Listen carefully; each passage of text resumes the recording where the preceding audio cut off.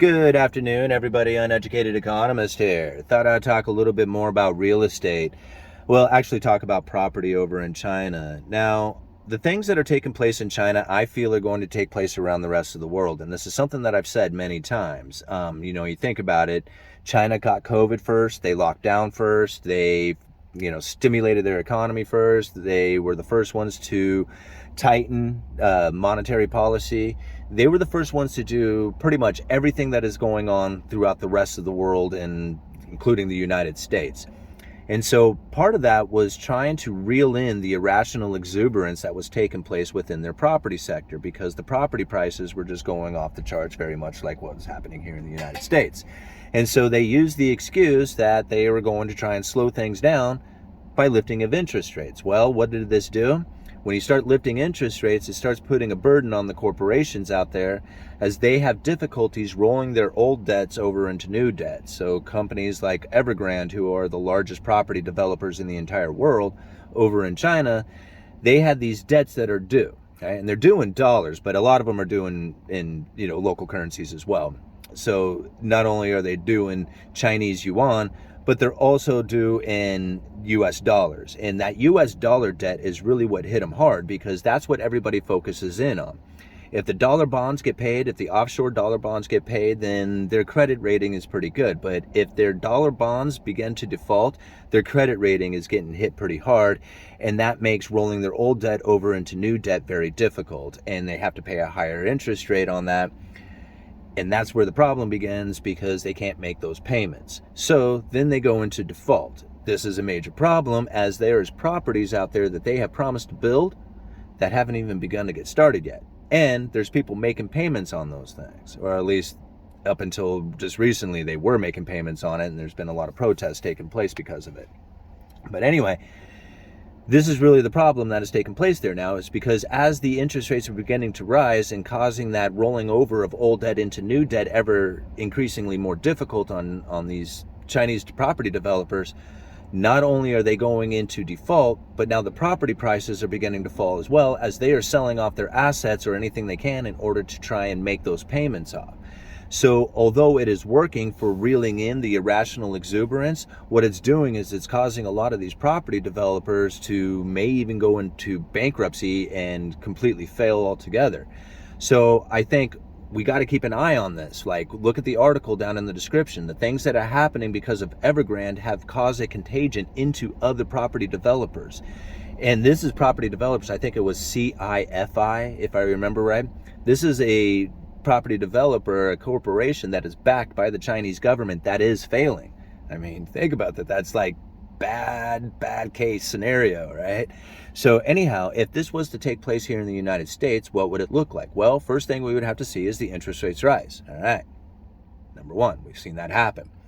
Now we have to see the property developers here in the United States start to have issues with rolling their old debt over into new debt. So give us some time, and we should start seeing issues with that.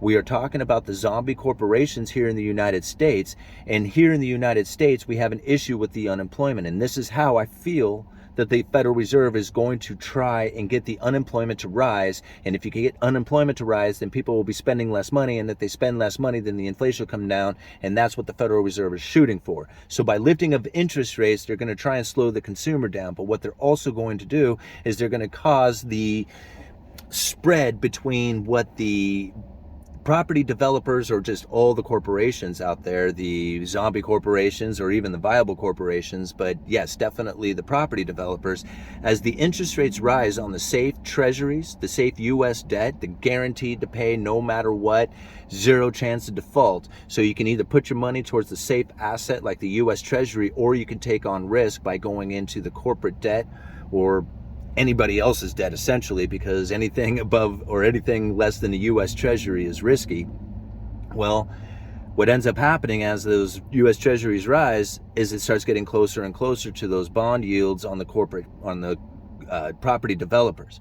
So in order to attract the investors, the yields on the corporate bonds have to start to rise. If the yields on the corporate bonds begin to rise, the price is falling, and the payments that these guys have to make starts to increase, and they're not able to get as much funding from borrowing money because they're selling these bonds for less as the yields rise.